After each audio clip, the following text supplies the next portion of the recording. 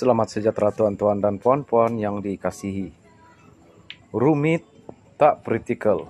Alasan Zahid mohon dikembalikan pasport secara kekal.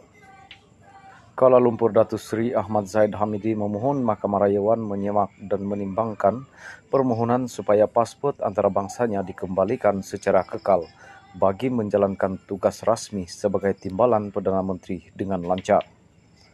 Ahmad Zahid berkata keputusan Mahkamah Tinggi menolak permohonannya untuk mendapatkan dokumen itu bakal memperjudiskan hak dan tanggungjawabnya kerana perlu memohon secara rasmi di mahkamah setiap kali hendak ke luar negara atau atas urusan kerja.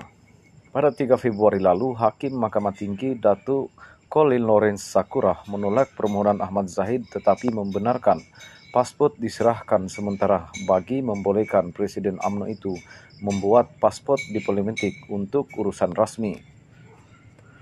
Dokumen itu sebelum ini diserahkan dan berada dalam simpanan mahkamah sebagai syarat jaminan tambahan selepas beliau didakwa dengan 47 tuduhan rasuah, pecah amanah dan pengubahan wang haram dengan dana Yayasan Akal Budi yang kini dalam peringkat bela diri melalui notis usul bertarikh 13 Februari lalu yang difailkan di Mahkamah Rayuan. Ahmad Zahid memohon supaya permohonan pelepasan pasport secara penuh dan kekal dipertimbangkan kembali dan diputuskan Mahkamah Rayuan dan apa-apa syarat sewajarnya dikenakan mahkamah terbabit.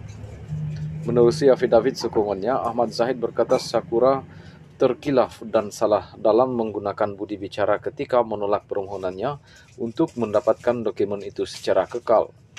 Sebagai seorang individu yang berjawatan, antara jawatan tertinggi dalam negara, dia dilihat tidak praktikal dan rumit untuk saya memohon ke mahkamah setiap kali ingin melakukan tugasan ke luar negara.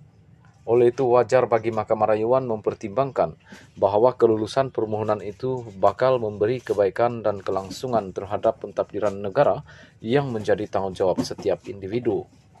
Permohonan ini sama sekali tidak bersifat malafid, niat jahat atau perjudis terhadap mana-mana pihak kerana saya mengaku janji untuk tetap memberi kerjasama penuh dalam menyelesaikan kes rasuah sehingga ke peringkat akhir pembelaan.